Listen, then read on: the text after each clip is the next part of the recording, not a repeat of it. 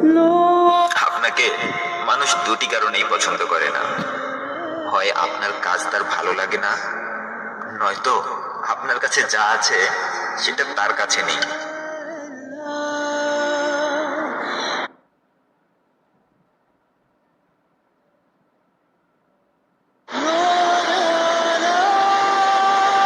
আসসালামু আলাইকুম।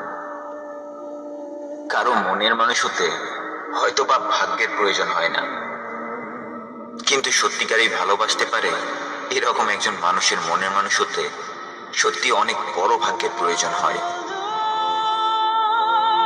সুন্দর একটা চেহারা দেখে কাউকে অনেক ভালো মানুষ ভাবাটা আসলে অনেক বড় একটা ভুল। বরং সুন্দর একটা মন পারে সৌন্দর্যের আসল পরিচয় ফুটিয়ে তুলতে।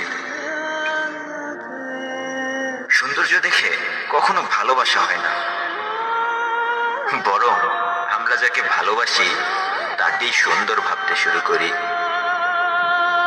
তবে কারো ভেতরের সৌন্দর্য দেখতে গেলেও একটা সুন্দর দৃষ্টি আর মনের প্রয়োজন হয়, নয়তো ভুল খুঁজে ফেরা মানুষগুলো তো জাতীয় পতাকার মাঝেও ভুল খুঁজে পায়।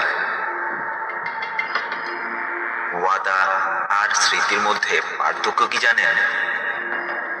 ওয়াদা আমরা ভেঙে ফেলি, আর পুরনো স্মৃতিগুলো আমাদের ভেঙে ফেলে।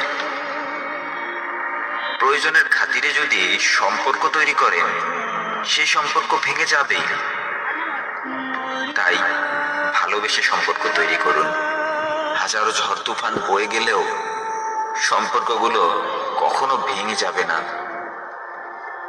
একটা সুন্দর মন একটা সুন্দর চেহারার থেকেও অনেক বেশি ভালো। সেজন্য বেঁচে থাকার জন্য সবসময় এমন কাউকে বেছে নিন যার মন চেহারার থেকেও অনেক সুন্দর। আপনার খারাপ সময়ের কথাগুলো এমন কাউকে বলুন যে আপনার খারাপ সময়েও আপনাকে একা করে দেবে না।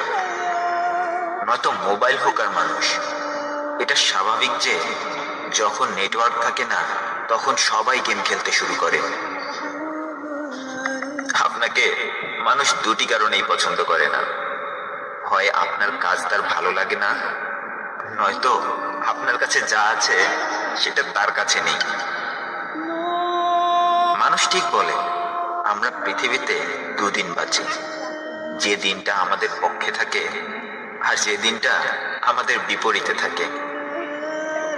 তবে দিনটি আপনার পক্ষে থাকলে কখনো অহংকার আপনার ভেতরে আসতে দেবেন না। কারণ আপনার জীবনের প্রাপ্তিগুলো আপনার নয়। আপনি যা পেয়েছেন তা সৃষ্টিকর্তার কাছ থেকে। আপনি সম্পর্কের মূল্য শিখেছেন আপনার পরিবারের কাছ থেকে। আপনি ভালোবাসতে শিখেছেন আপনার বাবা মায়ের কাছ থেকে। আপনি পড়ালেখা শিখেছেন আপনার শিক্ষকের কাছ থেকে। আপনি কাজ শিখেছেন অবশ্যই অন্য কারো কাছ থেকে। আর জীবনের শেষ ঠিকানা কবরেও যাবেন অন্তত 4টি ঘাড়ের উপর চড়ে। তবে কিসের এই অহংকার? হ্যাঁ, তবে কিসের এই অহংকার? আজ থেকে না হয় জীবনটাকে নিয়ে একটু ভাবুন।